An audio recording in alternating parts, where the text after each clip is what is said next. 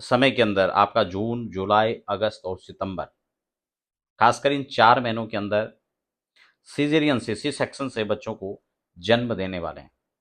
और वो सर्च कर रहे हैं कि कौन सी डेट उनके लिए सही रहेगी, कौन सी टाइमिंग सही रहेगी, कब बच्चे को जन्म दिया जाए तो अच्छा रहेगा। देखिए, मैं इस चर्चा को थोड़ा आगे बढ़ाऊं इससे पहले एक निवेदन जो मैं प्रायः हर स्थिति में आपसे किया करता हूं, कि अगर सामान्यतः नॉर्मल डिलीवरी है तो आप फिर इस चक्कर में बिल्कुल नहीं पड़ें। आप इस वीडियो को यहीं पे क्लिक कर दीजिए, क्योंकि आप जानकारी के लिए तो कार्यक्रम को देख सकते हैं, लेकिन आप प्रकृति के साथ फिर छेड़छाड़ ना करें, या ऐसे शुभ मुहूर्त के चक्कर में आप सीजेरियन ना कराएं। अगर नॉर्मल डिलीवरी हो रही है तो फिर आप नॉर्मल के लिए प्रयास करें। लेकिन अगर ये निश्चित हो चुका है कि सीजर से ही बच्चे को जन्म दिया जा सकता है, ऐसी स्थिति में आप शुभ मुहूर्त का चयन कर सकते हैं, और वो आपके लिए काफ़ी हद तक अच्छा भी रहेगा, क्योंकि उससे आप कई सारी चीज़ों से बच सकते हैं। बच्चे की कुंडली के अंदर कुयोग कम से कम हो, उसका आप प्रयास कर सकते हैं। साथ ही साथ काल सर्प दोष ना आए, साथ ही साथ मूल आदि दोष ना आए, और कोई विशेष ऐसे नकारात्मक ग्रह उनके शुभ भाव में न पड़े, उस चीज़ से आप बच सकते हैं। और सबसे महत्वपूर्ण चीज़ हम जो सीज़ेरियन में देखते हैं, मैं आपको डेट के हिसाब से तो बताऊंगा आगे, लेकिन ये समझना महत्वपूर्ण भी है, इसलिए आपको वीडियो के प्रारंभ में ही बता रहा हूँ। हम इसमें 2-3 चीज़ें हैं जो प्रमुख रूप से हम देख सकते हैं और इसको परिवर्तन कर सकते हैं। सबसे पहले तो जब हम सीजन के समय निकाल रहे होते हैं तो हमें चंद्रबल, चंद्रमा की स्थिति, सूर्य और बाकी अन्य प्लैनेट्स जो योग बना रहे हैं वो किन किन भावों के अंदर बन रहे हैं उसको देख सकते हैं, और उसको हम शुभ या अशुभ में उन भावों के अंदर उसको परिवर्तन भी कर सकते हैं।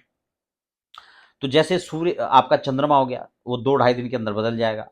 तो मान लो वृश्चिक के चंद्रमा आने वाले हैं, तो आप प्रतीक्षा करके धनु में ले सकते हैं। अगर स्थिति पहले करने की है तो आप उससे पहले तुला राशि में ले सकते हैं।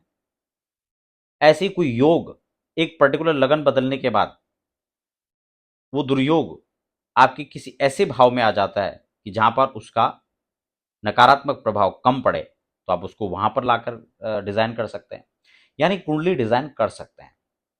तो आप समझ गए होंगे हमें चंद्रमा को के साथ साथ अन्य योगों पर, जैसे कि अभी गोचर में देखेंगे मंगल केतु का युति हो रहा है, तो हम उसको कहाँ पर लेकर आ सकते हैं जहाँ पर उसका प्रभाव कम रहे।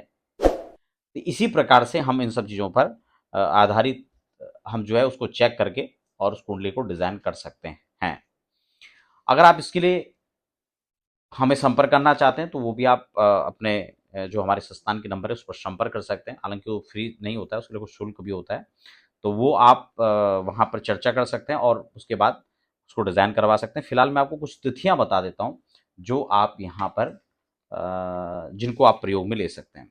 अगर हम जून की बात करें तो आधा जून निकल चुका है, तो हम 15 जून की बात करते हैं। उसके बाद में सूर्य भी राशि परिवर्तन कर चुके होंगे, और इसमें 15 तारीख को जब मकर में चंद्रमा होंगे तो ये समय अच्छा रहेगा जून के महीने। अगली तारीख जो जून में है वो है 22 जून, जिसमें हालांकि भरणी नक्षत्र में होगा, लेकिन मेष राशि के चंद्रमा होंगे। उससे पहले तो अश्विनी नक्षत्र होगा, वो तो गंडमूल में आ जाएगा, ठीक है ना। तो 22 तारीख को आप कर सकते हैं, अगर समय नहीं मिल पा रहा है तो, नहीं तो वरना आप 23 में कीजिए, 24 में कीजिए, है ना, कृतिका रोहिणी में कीजिए, या मृगशिरा में आप कर सकते हैं। यहाँ 25 की भी डेट है, तो 22, 23, 24, 25 ये आपके पास ऑप्शन है। 22 इसमें बहुत अच्छा तो नहीं है, लेकिन आवश्यक होने पर आप 22 को ले सकते हैं। ठीक हो गया। ये मैं सिर्फ आपको चंद्रमा के अकॉर्डिंग बता रहा हूँ, ठीक है ना। बाकी उसको जब डिजाइन करने की बात आती है तो उसमें प्रत्येक चीजों को हम उसमें चेक करते हैं। अब अगला जो है यहाँ पर अगली डेट जो है वो 27 में, 27 जून में, जब पुष्य के चंद्रमा रहेंगे कर्क राशि पर आएगा, ठीक है ना। और इसमें 27 और 28 दोनों दिन आप प्रयोग में ले सकते हैं, ठीक है ना। उसको प्रॉपर पूरा कैलकुलेशन करके देख लीजिए कहाँ कहाँ वो किस स्थिति में पड़ रहा है। हालांकि अगले दिन संडे भी है, नहीं अश्लेषा, हाँ वो तो अगले दिन पड़ेगा 29 को। तो 27 और 28 दोनों यहाँ पर अच्छा है। अगला देख लेते हैं। अब यहाँ पर जून में नहीं, अब हम इसके बाद हम बात करते हैं जुलाई की। तो अगर आप जुलाई में करना चाहते हैं तो जुलाई में यहाँ पर 2 जुलाई, जब उत्तरा फाल्गुनी और कन्या का संयोग बनेगा, ठीक है ना। तो 2 जुलाई ठीक है, इसमें 3 भी ठीक है, अगले दिन उत्तरा फाल्गुनी और हस्त, अगले दिन हस्त नक्षत्र रहेगा। तो ये दोनों तिथि यहाँ पर अच्छा है, 2 और 3। अगली जो तारीख है वो 5 तारीख है, जिसमें स्वाति नक्षत्र रहेगा, तुला का चंद्रमा, तुला राशि में चंद्रमा रहेंगे, ठीक है ना, ये भी ठीक है। तो 5 जुलाई, ठीक है। और आगे चलते हैं। अगला जो यहाँ पर अगला डेट है वो है 12 तारीख को, यानी मकर राशि में चंद्रमा रहेंगे, उत्तराषाढ़ा नक्षत्र और शनिवार का संयोग रहेगा। तो 12 तारीख ठीक है। इसमें 12 के साथ आप 13 को भी ले सकते हैं, श्रवण नक्षत्र आ जाएगा। तो 12-13 दोनों यहाँ पर सही है। और आगे चलते हैं 20 तारीख को। 20 तारीख को कृतिका है और 21 को रोहिणी है। तो दोनों समय आपका अच्छा रहेगा, दोनों नक्षत्रों के अंदर 20 और 21 को, ठीक है ना। तो आप इसको देख सकते हैं। और इस खास बात की ये आप अपनी लोकेशन के आधार पर देखें, क्योंकि वहाँ पर किस स्थिति में परिवर्तन हो रहा है, उस समय क्या क्या रहेगा, उसके हिसाब से लगन को चयन करें। ठीक हो गया। और आगे बढ़ लेते हैं। 12, अच्छा 21-22 ये ठीक हो गया।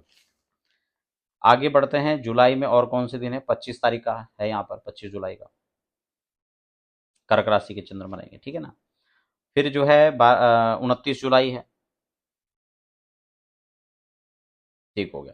अब 29 के बाद यहाँ पे समय नहीं है, फिर अगला चलते हैं अगस्त में।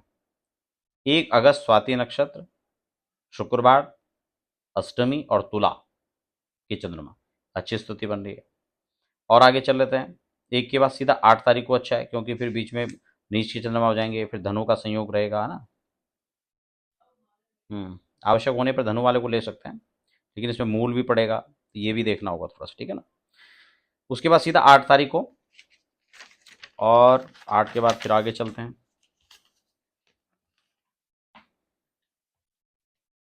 8 अगस्त के बाद यहाँ पर आपका सीधा 17 अगस्त, काफ़ी लंबा बीच में गैप मिल रहा है, 17 और 18, और फिर जो है 21 अगस्त, ठीक हो गया। उसके बाद और आगे चलते हैं। फिर आपका 25 तारीख को चंद्रमा उत्तरा फाल्गुनी में रहेंगे, सोमवार रहेगा, द्वितीया तिथि, और कन्या में जो है सिंह के बाद कन्या में चंद्रमा का प्रवेश रहेगा, तो ये अच्छा हो सकता है।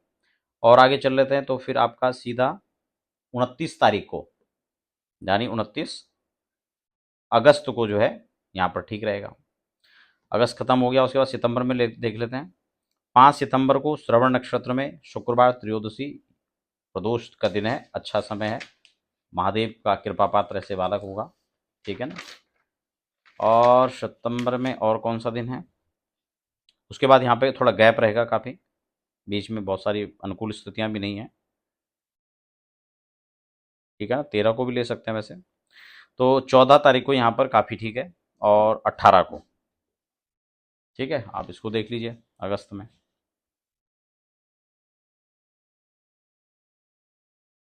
सॉरी, सितंबर में,